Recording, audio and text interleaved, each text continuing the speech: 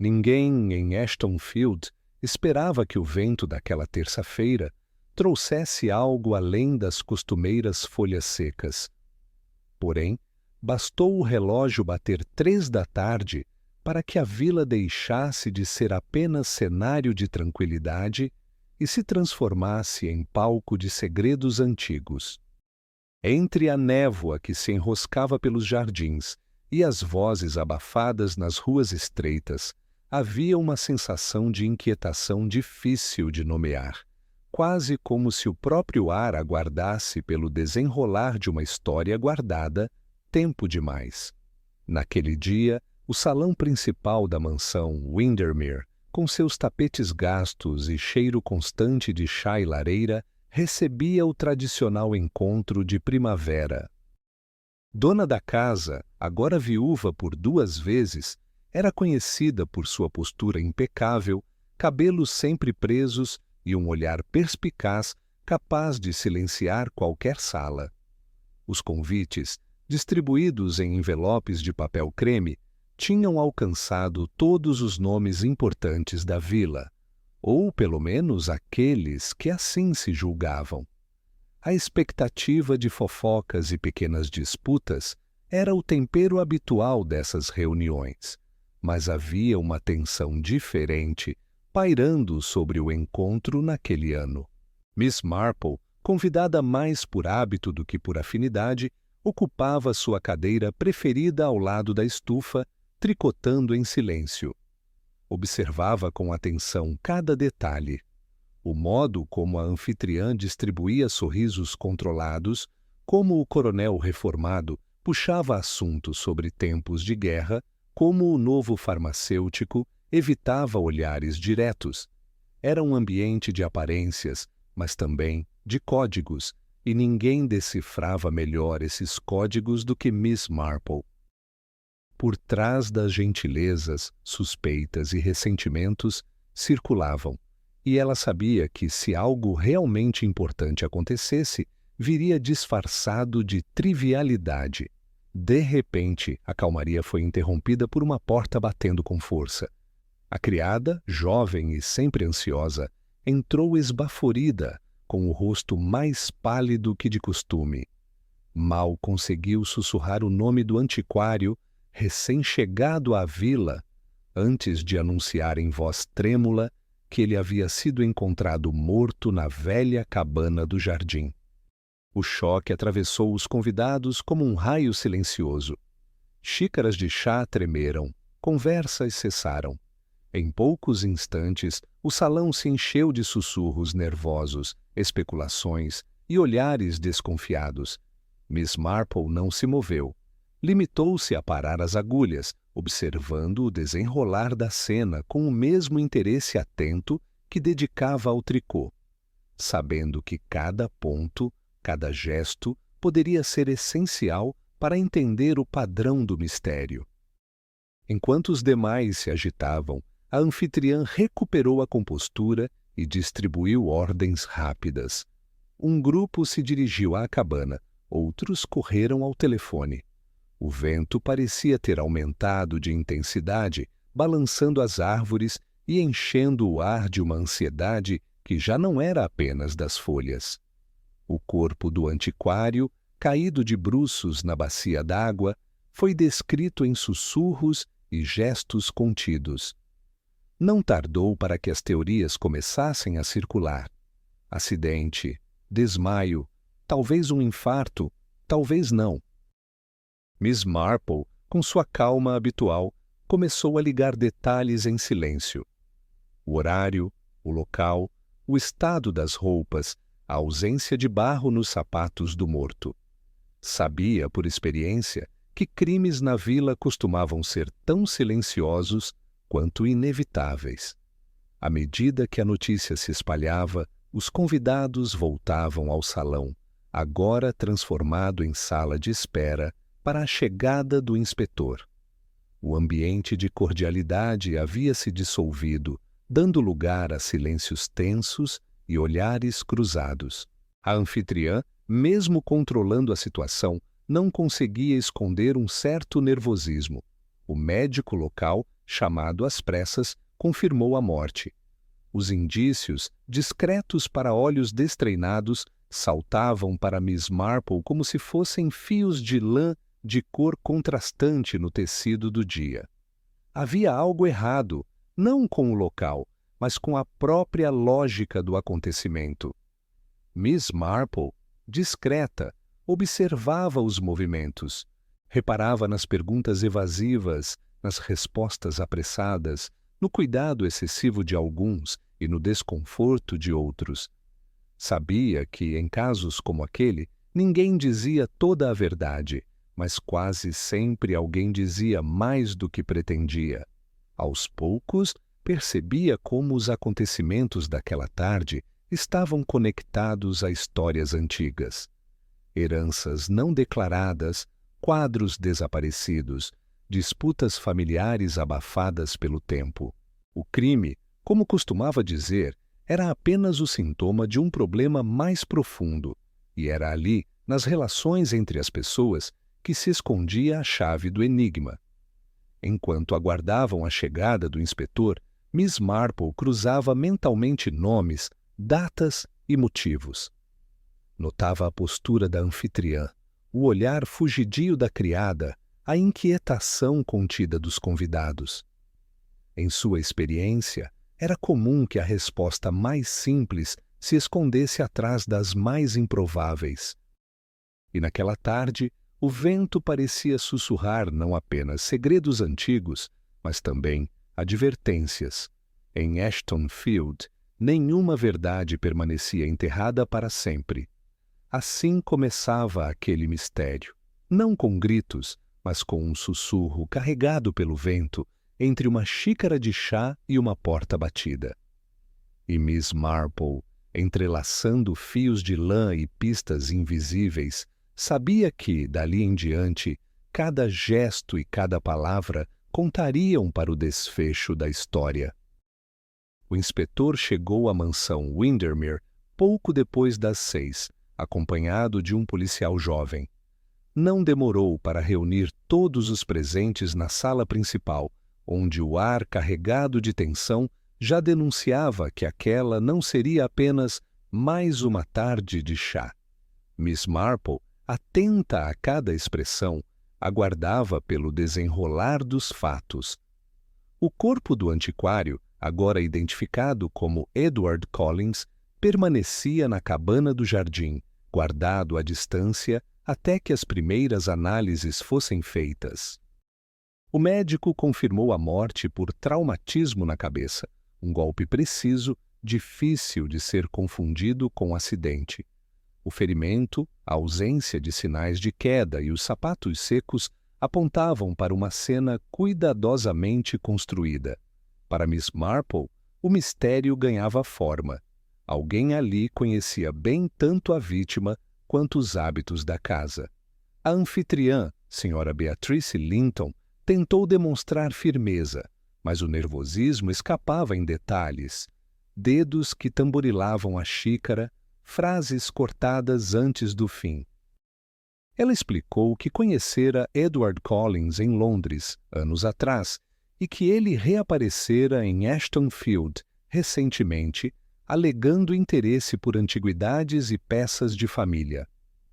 O convite para o chá, no entanto, não incluía oficialmente a presença de Collins naquele dia. Ele era um homem insistente, não raro aparecia sem aviso, justificou-se Beatriz, desviando o olhar. Durante o interrogatório, ficou claro que Collins vinha visitando a mansão com frequência, sempre curioso quanto a objetos antigos, e, principalmente, sobre uma suposta coleção de peças de xadrez de marfim, herdada do primeiro marido de Beatrice, falecido em circunstâncias nunca totalmente esclarecidas. Esse marido, conhecido pelo temperamento severo e fortuna considerável, deixou uma herança envolta em boatos e desconfianças. Beatrice casou-se novamente, dessa vez com um pintor mais jovem, cujo casamento foi breve e terminou com um acidente estranho no ateliê. Depois disso, Beatrice manteve a casa, a tradição dos encontros e um padrão de vida confortável, mesmo diante de perguntas recorrentes sobre a origem de parte do patrimônio. O inspetor também quis ouvir a jovem Ana, sobrinha de Beatrice, que morava na casa desde a adolescência. Ana era reservada, quase sempre encontrada desenhando em seu caderno. Perguntada sobre Collins, ela admitiu ter conversado com ele algumas vezes. Ele fazia perguntas sobre quadros antigos, sobre um retrato pendurado no corredor. Dizia que havia ali mais valor do que minha tia imaginava. Contou, sem esconder certo desconforto. Ana revelou que Collins a procurou pedindo para esboçar a pintura, mas ela recusou. Enquanto isso, a criada, Hilda, parecia ainda mais abalada que antes. Em conversa com Miss Marple, confidenciou em voz baixa que vira Beatrice discutindo com Collins no jardim na manhã do crime. Falavam baixo, mas estavam nervosos. Ele exigia alguma coisa, dizia que sabia da existência de um porão trancado sob a ala leste. Contou, torcendo o avental entre os dedos. Perguntada sobre o porão, Hilda afirmou que ninguém usava aquele espaço desde a morte do segundo marido de Beatrice. A senhora sempre disse que era um lugar úmido e sem serventia, completou, lançando um olhar de preocupação à patroa. No decorrer da investigação, descobriu-se que Collins andava cruzando informações com outros moradores da vila. Ele havia feito perguntas à farmacêutica local sobre vendas privadas de antiguidades, tentado obter detalhes sobre possíveis testamentos deixados pelo primeiro marido de Beatrice e até consultado registros do cartório. O interesse pelas heranças da família Linton não era segredo para ninguém, mas poucos sabiam até onde ele pretendia chegar. Miss Marple, ouvindo discretamente, ligava os pontos. A casa Windermere sempre abrigou mais do que apenas móveis antigos e tradições. Era repleta de histórias de ressentimento, ciúmes e disputas mal resolvidas. O destino das heranças, as suspeitas em torno das mortes anteriores e o surgimento de um estranho disposto a remexer o passado formavam um quadro claro para quem prestava atenção nos detalhes. O dinheiro da família, as peças de valor e até mesmo o quadro mencionado por Ana tornaram-se, de repente, peças centrais do mistério. O inspetor, atento, ordenou que o porão da ala leste fosse aberto. Sob a poeira e o cheiro de mofo, encontraram um baú antigo e, dentro dele, uma tela enrolada em tecido, além de livros de contas e documentos datados de décadas passadas. O retrato, assinado por um pintor de renome, era claramente valioso e se parecia muito com uma jovem, talvez a própria Ana, em tempos mais felizes. Entre os papéis, uma anotação chamava a atenção. Original guardado, cópia pendurada no corredor, ninguém deve saber. A descoberta do quadro e dos registros alterou imediatamente o clima da investigação. Não era mais apenas um crime de oportunidade. Havia um contexto de disputa por patrimônio, segredos familiares e fraudes antigas. O testamento do primeiro marido de Beatrice, agora recuperado, indicava que parte da coleção e do dinheiro deveria ter sido destinada à sobrinha Ana, não apenas à viúva. Havia claros indícios de manipulação de documentos, troca de peças e ocultação de bens. Beatrice, pressionada, negou conhecer detalhes sobre a tela e alegou desconhecer qualquer fraude. Mas a sucessão de contradições em seus depoimentos começou a minar sua credibilidade. Ana, por sua vez, revelou que desconfiava há tempos que parte do que lhe era de direito fora escondido ou vendido. A relação entre tia e sobrinha, já marcada por silêncios, agora ganhava contornos de rivalidade e ressentimento. Miss Marple entendeu que o assassinato de Collins não era um episódio isolado, mas consequência direta de anos de segredos, heranças não cumpridas e ambição contida. Ali, o verdadeiro mistério era como o passado da família havia, pouco a pouco, se transformado em terreno fértil para desconfiança, chantagem e, por fim, morte.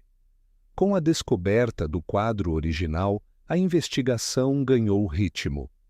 O inspetor retomou os depoimentos, agora focando em contradições e omissões.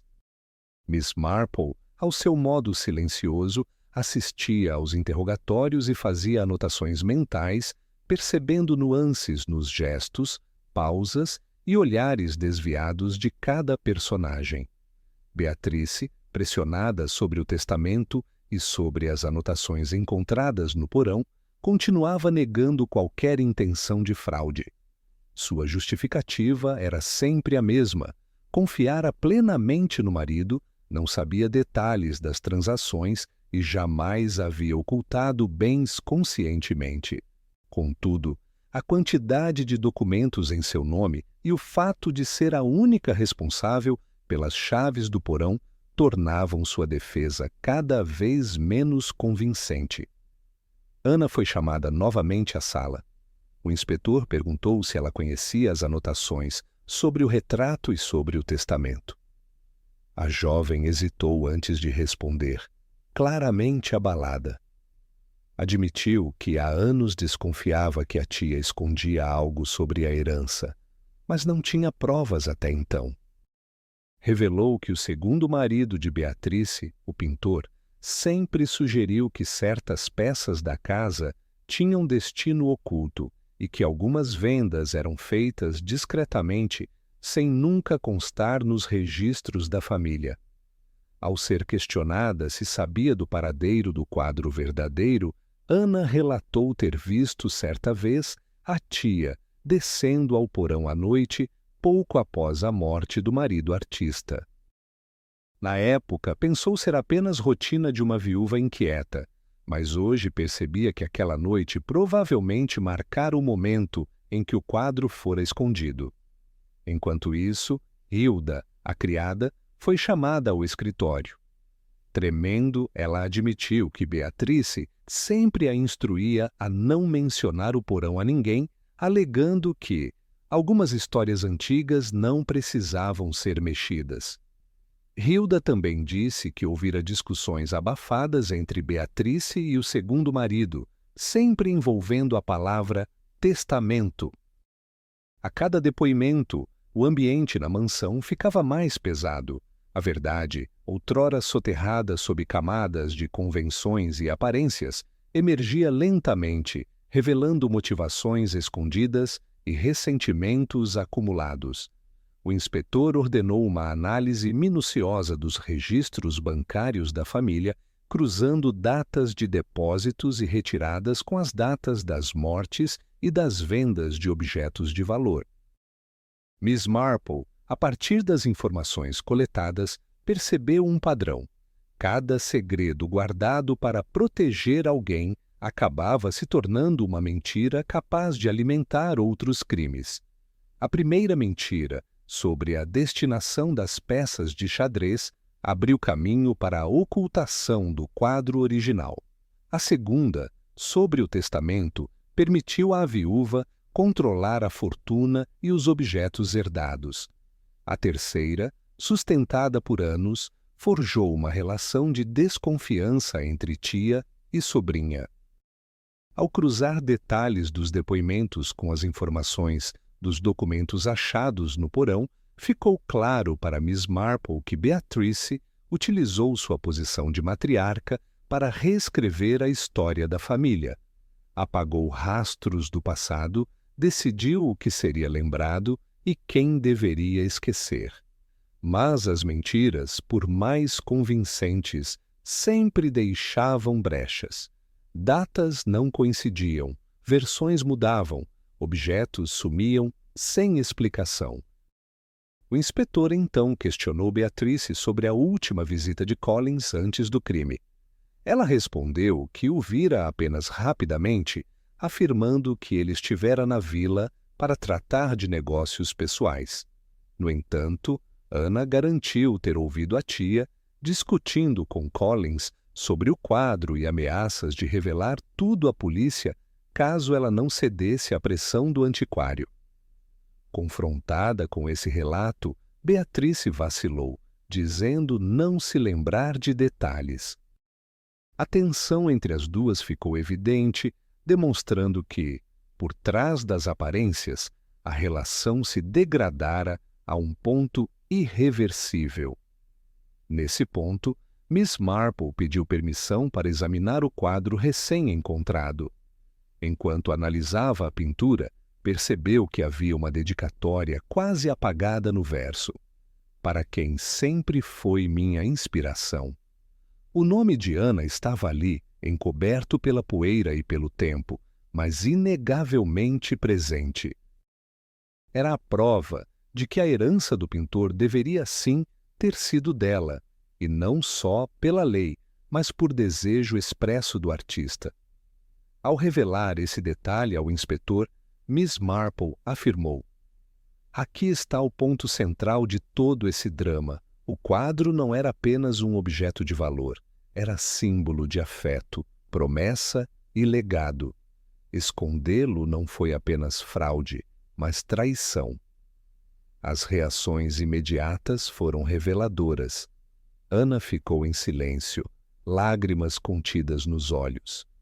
Beatrice, pálida, murmurou justificativas, dizendo que só queria proteger a sobrinha dos perigos do mundo das artes e que tudo foi feito para o bem de Anna.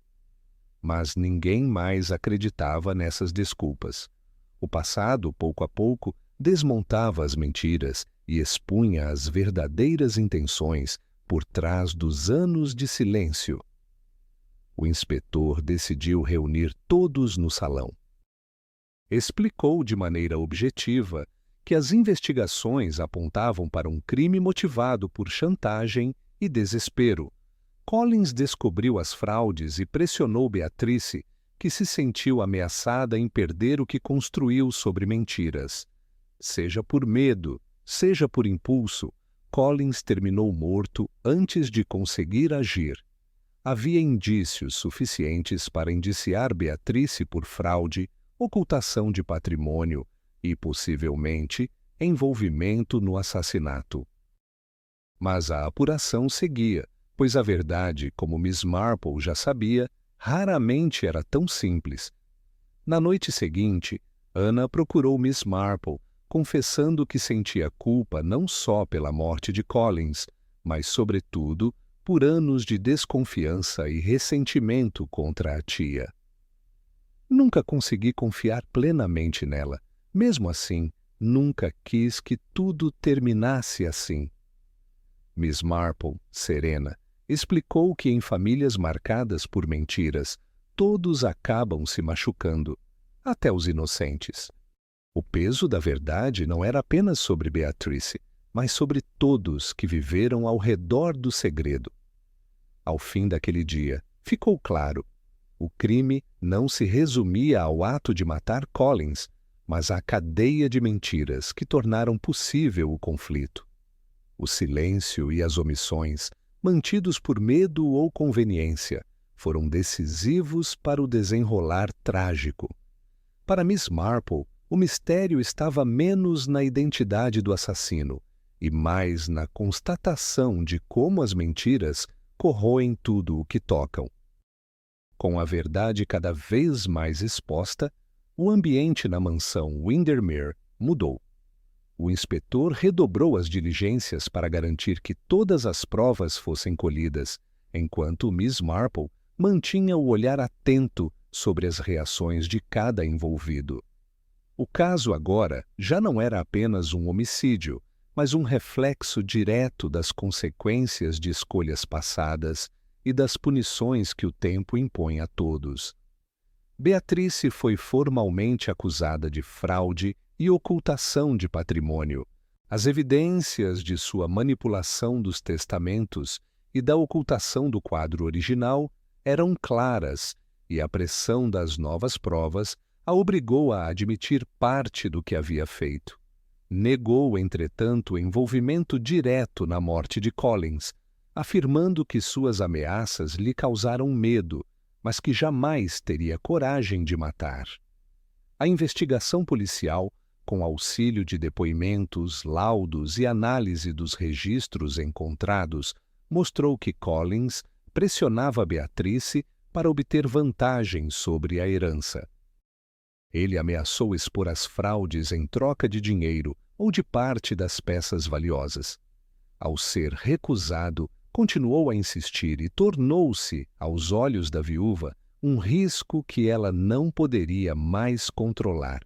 O inspetor ponderou sobre a possibilidade de Beatrice ter cedido à pressão e cometido o crime em um momento de desespero, mas a falta de provas diretas ainda deixava dúvidas. Enquanto isso, Ana foi ouvida novamente.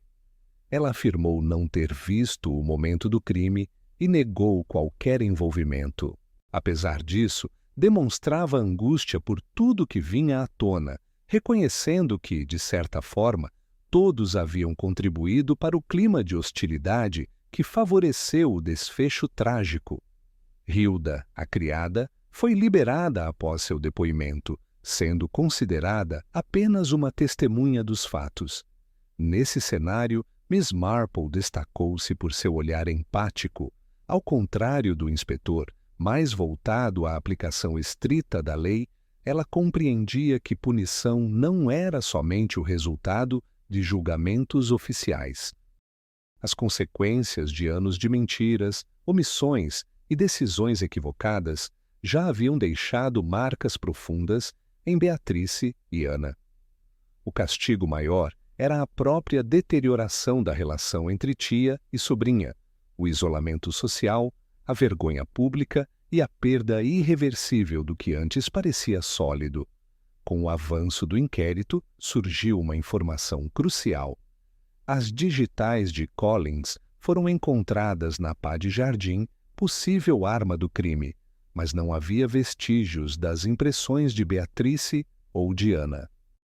Isso indicava que o antiquário pode ter sido atingido após uma discussão acalorada, talvez em legítima defesa ou até por acidente, enquanto tentava obter o quadro à força.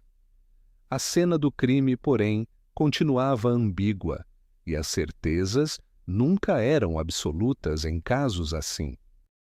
Diante das dúvidas, o inspetor encaminhou o caso ao Ministério Público, sugerindo que a acusação maior recaísse sobre as fraudes cometidas por Beatrice, enquanto a morte de Collins fosse investigada como resultado de um confronto causado por anos de segredos familiares. A justiça formal faria sua parte, mas a justiça moral e social já estava em curso dentro da própria mansão. Na vila, o caso rapidamente se espalhou. Comentários surgiam nas padarias, igrejas e pequenas lojas.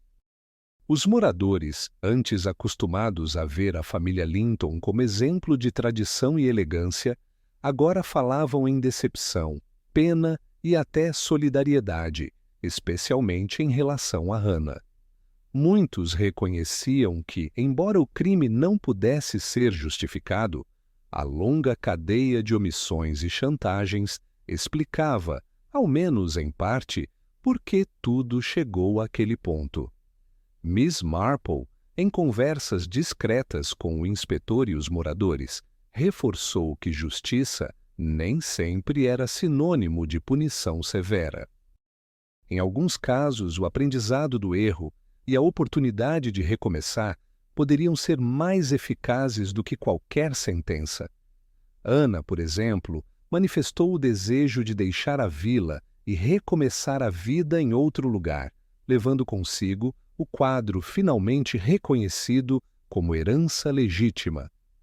O tribunal local aceitou o acordo proposto. Beatrice seria condenada por fraude, perderia parte significativa dos bens e deveria reparar danos materiais a Anna. Sobre a morte de Collins, a falta de provas claras levou à conclusão de que o crime resultou de um confronto provocado por chantagem e desespero, não de uma premeditação ou crueldade gratuita. O caso foi encerrado sem prisão, mas com um profundo abalo nas relações e na reputação da família. A empatia foi um ponto central no desfecho. Mesmo os que mais sofreram reconheceram que não havia apenas vítimas e vilões, mas uma rede de equívocos humanos. Anna, ao se despedir de Miss Marple, agradeceu por ajudá-la a enxergar além da raiva, percebendo que as escolhas de sua tia foram marcadas por medo e solidão, e não só por ganância. Miss Marple, com sua sabedoria habitual, lembrou-lhe que a verdade pesa, mas também liberta, encorajando a jovem a construir um novo caminho sem carregar os erros alheios. Para Beatrice, restou o peso do arrependimento e a necessidade de enfrentar o olhar da comunidade. A mansão Windermere, agora silenciosa, seria vendida para reparar dívidas, marcando o fim de uma era para a família. Hilda encontrou novo emprego em outra vila e o inspetor voltou a seus casos diários, ciente de que aquele havia sido mais do que um simples crime resolvido, mas uma lição sobre as consequências das escolhas humanas. A justiça, enfim, não se limitou ao que foi decidido no tribunal. O que ficou para todos foi a certeza de que segredos guardados por medo ou orgulho, cedo ou tarde, cobram seu preço. A empatia, demonstrada até nos momentos finais, abriu espaço para o perdão, ainda que nunca se apague completamente a dor das perdas. Miss Marple, ao partir de Ashton Field, deixou para trás não só um caso resolvido, mas uma vila transformada pela força de uma verdade que, enfim, não podia mais ser enterrada. O desfecho do caso na mansão Windermere não foi apenas o fim de um mistério policial. Revelou também uma história de mulheres atravessando gerações, enfrentando pressões sociais, perdas e expectativas de um tempo em que escolhas femininas eram restritas e julgadas. Miss Marple, observadora do comportamento humano, enxergava com clareza o quanto o drama familiar refletia o destino de tantas outras mulheres em vilas como Ashton Field. Beatrice Linton simbolizava uma geração marcada pela necessidade de sobrevivência. Filha de comerciantes, ela se casou cedo com um homem mais velho, influente, que garantia estabilidade financeira, mas também impunha regras rígidas e pouca intimidade.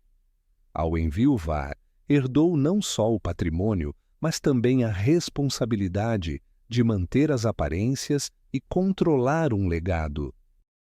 A pressão para preservar a reputação da família levou Beatrice a adotar decisões questionáveis, como ocultar bens e manipular testamentos, tudo para proteger seu nome e evitar escândalos. A chegada de seu segundo marido, um pintor boêmio, trouxe breves momentos de mudança. Ele incentivou Beatrice a valorizar a arte, a expressar sentimentos e a buscar novos horizontes. No entanto, essa liberdade logo encontrou limites. O artista morreu em circunstâncias suspeitas e Beatrice, novamente sozinha, voltou a assumir o papel de guardiã da tradição. O medo do julgamento da vila e a necessidade de garantir o futuro da família a fizeram esconder quadros, mudar registros e perpetuar segredos. Anna, por outro lado, representa uma nova geração. Sobrinha da viúva, foi criada sob as regras rígidas da casa, aprendendo desde cedo a observar, calar e desconfiar. Seu talento artístico era visto mais como distração do que como dom. Desenhar era um refúgio para o silêncio e a solidão que sentia. Com a morte do antiquário e o desenrolar do inquérito, Ana foi obrigada a confrontar o passado, questionar a tia e reivindicar direitos que por anos lhe foram negados. As mulheres da vila, vizinhas, criadas, comerciantes, também reagiram ao caso. Algumas criticavam abertamente Beatrice, considerando-a culpada de todos os males. Outras, especialmente as mais velhas, demonstravam compreensão, reconhecendo nos atos da viúva estratégias que tantas outras adotaram para garantir o mínimo de segurança em sociedades pouco generosas com quem envelhece sozinha. Hilda, a criada, embora figura secundária, exemplifica a dependência das mulheres de classes humildes, sempre sujeitas aos humores dos patrões e à instabilidade do emprego. Miss Marple, em suas conversas discretas, enfatizou a importância de não julgar o passado com os olhos do presente. Nem sempre as escolhas são livres, às vezes são apenas as únicas possíveis, disse a Ana durante uma de suas despedidas. A jovem absorveu a lição, entendendo que sua tia, apesar de todos os erros, era resultado de uma época que pouco permitia à mulher além da sobrevivência. A revelação do quadro original, assinado pelo segundo marido de Beatrice e dedicado a Ana, foi símbolo poderoso desse embate entre gerações. O retrato mostrava a jovem em sua inocência, antes das desilusões, quase como um desejo do artista de preservar o que havia de mais puro diante de um futuro incerto. Descobrir que a pintura fora escondida e que seu nome estivera sempre presente, mesmo que oculto, permitiu a Ana recuperar parte de sua autoestima e da história que lhe fora negada. O conflito entre tia e sobrinha, intensificado pela disputa por herança, era também um reflexo do choque entre velhos valores e novas aspirações. Ana queria mais do que estabilidade, desejava autonomia, reconhecimento por seu talento, espaço para viver sem medo de represálias ou fofocas. O desfecho da investigação, com o reconhecimento de seus direitos e a possibilidade de recomeçar, marcou o início de um novo ciclo, no qual a jovem poderia, finalmente, deixar o papel de espectadora para assumir o protagonismo de sua vida. Beatrice, ao perder a mansão e parte dos bens, enfrentou o peso do julgamento social e o isolamento, destino comum a muitas mulheres de sua geração que, após uma vida de sacrifícios, terminam afastadas dos laços mais importantes. Seu castigo não veio apenas dos tribunais, mas do próprio ciclo de segredos e silêncios que ajudou a criar. A lição, para as mulheres da vila, foi clara. Manter as aparências a qualquer custo não impede a verdade de emergir, e as novas gerações não precisam repetir os erros das anteriores. A atuação de Miss Marple ao longo do caso foi um contraponto entre tradição e mudança. Ela transitava com respeito entre as gerações, sabendo ouvir, aconselhar e, quando necessário, confrontar. Seu papel não foi apenas solucionar um crime, mas ajudar a costurar uma nova forma de encarar o passado, com empatia e responsabilidade, mas sem conivência com injustiças. No dia em que Ana se despediu de Ashton Field, levando o quadro que simbolizava sua redenção, Miss Marple acompanhou-a até a estação. Na conversa final, a jovem agradeceu. Sei que não posso mudar o que vivi, mas posso escolher o que vou construir daqui para frente. Miss Marple respondeu apenas, faça isso por você e também por todas que não tiveram essa escolha. Na vila, a história da mansão Windermere se tornou referência sobre as consequências de escolhas silenciosas e sobre o poder das mulheres de reescrever seu destino. Jovens passaram a enxergar as histórias de suas mães e avós com menos julgamento e mais curiosidade. Pequenos gestos mudaram. Uma vizinha passou a ensinar a neta a cuidar do próprio dinheiro, outra deixou de esconder seu passado, e até a escola local incluiu aulas de arte para meninas. A conclusão para Miss Marple era simples: o verdadeiro legado de um caso não está apenas no que foi solucionado, mas no que se transforma depois dele. Quando mulheres enfrentam juntas o peso das gerações, aprendem a dar novos sentidos ao que herdaram. E a verdade, por mais dolorosa, sempre pode ser o primeiro passo para uma vida diferente.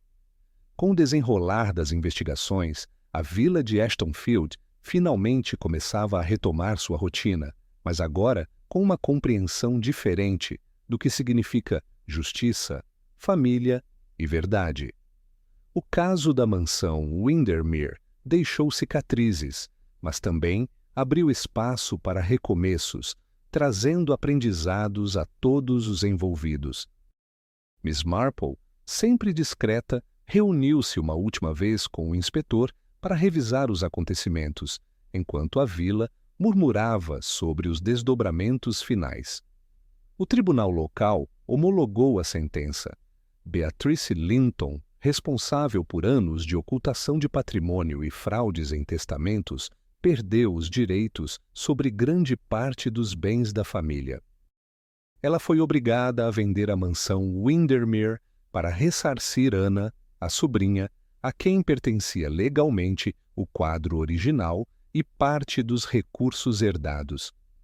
Não houve condenação criminal pela morte de Collins devido à falta de provas diretas, mas a responsabilidade moral caiu sobre as escolhas de Beatrice e a atmosfera de segredos que imperava na casa. Anna, agora livre do peso dos silêncios e das injustiças, decidiu deixar Ashtonfield. Com a herança finalmente reconhecida, partiu para uma cidade maior, onde poderia investir em sua arte e reconstruir sua vida longe dos olhares e comentários da vila. Antes de partir, visitou Miss Marple para um último agradecimento, levando consigo não apenas o quadro original, mas também a consciência de sua força e de seu direito à felicidade. Anna não buscava revanche. Queria apenas seguir em frente, sem repetir os padrões que marcaram a história de sua família. Beatrice, por sua vez, ficou na vila até a venda da mansão ser concluída. Sua postura mudou visivelmente. De mulher orgulhosa, tornou-se reservada e reflexiva. Aceitou a solidão como consequência de suas escolhas, demonstrando uma dignidade silenciosa, mesmo ao enfrentar o afastamento social. Ao final do processo, mudou-se para uma pequena casa nos arredores, onde passou a viver discretamente, sem luxo ou poder, mas também sem a constante necessidade de manter aparências. O inspetor, ao analisar o caso, reconheceu que justiça não era apenas uma questão de identificar culpados, mas de compreender todo o contexto por trás de cada decisão. Declarou que o principal legado da investigação não foi a punição de Beatrice, mas o desmantelamento de uma teia de mentiras construída durante anos. Ele observou ainda que a empatia e a capacidade de escutar, demonstradas por Miss Marple, foram determinantes para que todos pudessem enxergar além dos fatos e reconhecer o sofrimento de cada personagem envolvido. A vila, acostumada a cultivar segredos e aparências, mudou de comportamento após o caso. As mulheres, principalmente, sentiram-se encorajadas a conversar abertamente sobre direitos, desejos e frustrações. Pequenos grupos de apoio surgiram, reunindo vizinhas para trocar experiências, discutir heranças, buscar orientação sobre trabalho e finanças. O episódio Windermere foi tema de reuniões na igreja, palestras na escola local e até debates no mercado, sempre como um lembrete de que silenciar problemas só prolonga injustiças. Miss Marple permaneceu alguns dias na vila antes de retornar a St. Mary Mead. Passeava pelos jardins, conversava com antigos conhecidos e observava a transformação do lugar. Sentia-se satisfeita não apenas por ter ajudado a resolver um crime, mas principalmente por ter contribuído para restaurar relações e oferecer oportunidades de mudança. Em conversas reservadas, incentivava os moradores a olhar para o futuro, evitando o ressentimento e valorizando as novas possibilidades que se abriam. O destino da mansão Windermere tornou-se símbolo desse novo ciclo. Após a venda, o imóvel foi adquirido por uma fundação de arte, que restaurou os cômodos e os transformou em espaço cultural. O quadro de Ana, antes escondido, passou a ser exposto na sala principal, acompanhado de uma placa explicando sua importância para a história da vila. O local, antes fechado por segredos e disputas, abriu as portas para visitas, oficinas e encontros comunitários. O passado sombrio da casa foi transformado em lição e ponto de partida para novas histórias. Hilda, a antiga criada, encontrou trabalho em outra família e, mais segura, compartilhou com outras empregadas domésticas a importância de proteger seus próprios direitos e não se calar diante de injustiças. A mensagem de Miss Marple, repetida em pequenas conversas, inspirou a vila a tratar com mais respeito as pessoas humildes, reconhecendo seu papel fundamental em todos os lares. Para Miss Marple, o caso de Ashton Field foi mais uma prova de que a verdade, mesmo dolorosa, precisa ser enfrentada. Não basta apontar culpados, é preciso entender as razões por trás de cada atitude, acolher quem errou, dar novas oportunidades e impedir que injustiças se repitam. Ao se despedir da vila, deixou uma carta na escola, incentivando os jovens a estudarem, dialogarem e acreditarem que cada geração pode construir caminhos diferentes. Basta coragem para enfrentar o que veio antes. Em St. Mary Mead, a vida voltou ao ritmo habitual. Miss Marple retomou seu tricô e as reuniões no clube de leitura, mas nunca deixou de pensar em Ana, Beatrice e nas mulheres que conheceu em Ashton Field. Em cada carta recebida, cada notícia que chegava, via sinais de mudanças, uma nova exposição de quadros, uma campanha de doação para as criadas, uma moça indo estudar fora da vila. O mistério da mansão Windermere, ao final, foi resolvido de maneira simples, pela soma de fatos, evidências e confissões. Mas o verdadeiro desfecho esteve nos pequenos gestos de superação, nas reconciliações possíveis e na coragem de mudar. Segredos e mentiras perderam força diante da verdade compartilhada e do desejo coletivo de recomeçar. A vila, marcada por gerações de silêncios, aprendeu a valorizar a sinceridade e o perdão, lições que perdurarão além das paredes da velha mansão. Miss Marple, satisfeita, sabia que a justiça feita ali era daquelas que não cabem nos registros do tribunal. Era a justiça silenciosa, construída dia após dia por quem tem coragem de recomeçar. No balanço final, as dores foram reconhecidas, os danos reparados, e cada personagem seguiu em frente, com cicatrizes, mas também com esperança. E, como sempre dizia Miss Marple, quando o passado finalmente se acomoda, o futuro encontra espaço para florescer. Meses após o encerramento do caso Windermere, Ashton Field havia encontrado um novo equilíbrio. O burburinho inicial cedeu lugar a conversas mais maduras e a vila aprendeu a olhar para seus próprios segredos com menos julgamento e mais compreensão. O espaço que antes abrigava intrigas agora era frequentado por crianças em aulas de arte, senhoras conversando sem medo de represálias e jovens inspiradas pelo exemplo de Ana, que de vez em quando mandava cartas contando suas conquistas e exibindo, em galerias distantes, a assinatura da família finalmente libertada do silêncio. Beatrice, vivendo discretamente, passou a receber visitas ocasionais de antigos amigos, com quem partilhava histórias e também ouvia. Aprendeu com o tempo que o perdão pode vir em gestos pequenos e silenciosos. Ana, por sua vez, trilhou seu caminho fora da sombra da mansão, provando que é possível romper ciclos e transformar dor em arte. Miss Marple voltou a St. Mary Mead, serena diante do ciclo encerrado. Para ela, o caso Windermere confirmou mais uma vez o valor da escuta, da paciência e da coragem de enfrentar a verdade, não apenas para resolver mistérios, mas para restaurar laços e oferecer esperança.